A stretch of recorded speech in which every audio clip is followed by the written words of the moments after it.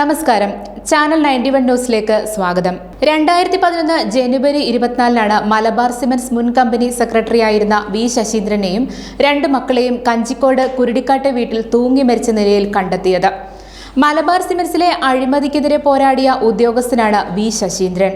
അതുകൊണ്ട് തന്നെ കേരളത്തെ ഒന്നാകെ ഞെട്ടിച്ച ആ കൂട്ടമരണം ആത്മഹത്യയാണെന്ന പോലീസിന്റെ റിപ്പോർട്ട് ഒരു തരത്തിലും വിശ്വാസയോഗ്യമല്ലായിരുന്നു. ശശീന്ദ്രന്റെ ഭാര്യയും പ്രധാന സാക്ഷിയുമായ ടീനയാകട്ടെ 2018 ജൂലൈ 11 കോയമ്പത്തൂരിൽ മരിച്ചു. അന്വേഷണത്തിനിടെ നിർണായക തെളിവുകൾ നഷ്ടപ്പെടുത്തിയതായി പരാതി ഉയർന്നു. അഴിമതിക്കെതിരെ നിന്നതിന്റെ പേരിൽ ജീവന് ഭീഷണിയുണ്ടെന്ന് കാണിച്ച് അന്നത്തെ മുഖ്യമന്ത്രിക്ക് ശശീന്ദ്രൻ കത്തെഴുതിയിരുന്നു. കേസിൽ ഭീഷണിക്ക് വഴങ്ങാതെ വിജിലൻസിന് മൊഴി നൽകി. സമ്മർദ്ദം താങ്ങാനാകാതെ വന്നപ്പോൾ കമ്പനി സെക്രട്ടറി സ്ഥാനം രാജിവെച്ചു. സിമന്റ്സിലെ 3 പ്രധാന അഴിമതി കേസുകളിൽ തൃശൂർ വിജിലൻസ് കോടതിയിൽ അന്വേഷണ സംഘം കുറ്റപത്രം നൽകിയതിന്റെ 3-ാം നാളിൽ ശശീന്ദ്രനും മക്കളും മരിച്ചതിന് പിന്നിൽ IAS ഉദ്യോഗസ്ഥൻ ഉൾപ്പെട്ട സംഘമുണ്ടെന്നാണ് പറയപ്പെടുന്നത്. അതേസമയം കേസിലെ സാക്ഷികളിൽ ഒരാളായ കമ്പനിയിലെ ഗേറ്റ് കീപ്പർ അന്വേഷണം നടക്കുന്നതിനിടെ ദുരൂഹ സാഹചര്യത്തിൽ മരിച്ചു.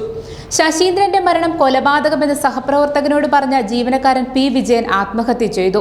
മറ്റൊരു ജീവനക്കാരനും സാക്ഷിയുമായ സതീന്ദ്രകുമാർ 2012-ൽ കോയമ്പത്തൂർ ഉക്കടം ബസ് സ്റ്റാൻഡിൽ ബസ്സിടിച്ചു മരിച്ചു. ആ ബസിന്റെ ഡ്രൈവർ പിന്നീട് ദുരൂഹ സാഹചര്യത്തിൽ കൊല്ലപ്പെട്ടു. ശശീന്ദ്രന്റെ ഭാര്യ ടീനയുടെ മരണത്തിലും ദുരൂഹതയുണ്ടെന്നാണ് പറയുന്നത്.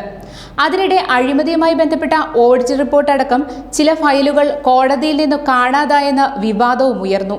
മകനും കൊച്ചുമക്കൾക്കും നീതി തേടിയുള്ള പോരാട്ടത്തിനിടെ ശശീന്ദ്രന്റെ അമ്മ വേലമ്മ 2015-ലും കേസിലെ സാക്ഷിയായ അച്ഛൻ വേലായുധൻ 2020-ലും മരിച്ചു. സിമന്റ്സിൽ തനിക്ക് പുനർനിയമനം നൽകുന്ന ഉത്തരവുമായി ചിലർ എത്തുമെന്ന് ഫോൺ വന്നതായി ശശീന്ദ്രൻ ഭാര്യയോട് പറഞ്ഞിരുന്നു. വീടിനു സമീപം നേരത്തെ താവളമടിച്ച ഈ സംഘമാണ് മരണത്തിന് പിന്നിലെന്ന് കുടുംബം സംശയിക്കുന്നു. പോലീസ് അന്വേഷണത്തിൽ തൃപ്തിയല്ലാതെ CBI അന്വേഷണം ആവശ്യപ്പെട്ട് ടീനയും ശശീന്ദ്രന്റെ അച്ഛൻ K. വേലായുധനും ഹൈക്കോടതിയെ സമീപിച്ചിരുന്നു. കേസ് അന്വേഷിച്ച CBIയും പോലീസിന്റെ കണ്ടെത്തൽ ശരിവെച്ചു. ആത്മഹത്യാ പ്രേരണയ്ക്ക് കരാറുകാരൻ VM രാധാകൃഷ്ണനെ പ്രതിയാക്കി കുറ്റപത്രം നൽകി.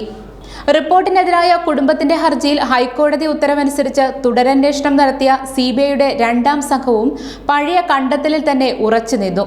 13 വർഷമായിട്ടും നീതി ലഭിച്ചില്ലെന്നും കൊലപാതക സാധ്യതയും അതിനു കാരണമായ അഴിമതിയും CBI അന്വേഷിച്ചില്ലെന്നും സഹോദരങ്ങൾ പറയുന്നു. ഒരു കുടുംബം മുഴുവൻ ഇല്ലാതായെങ്കിലും പോരാട്ടത്തിൽ നിന്ന് പിന്മാറില്ലെന്ന തീരുമാനത്തിലാണ് സഹോദരങ്ങൾ.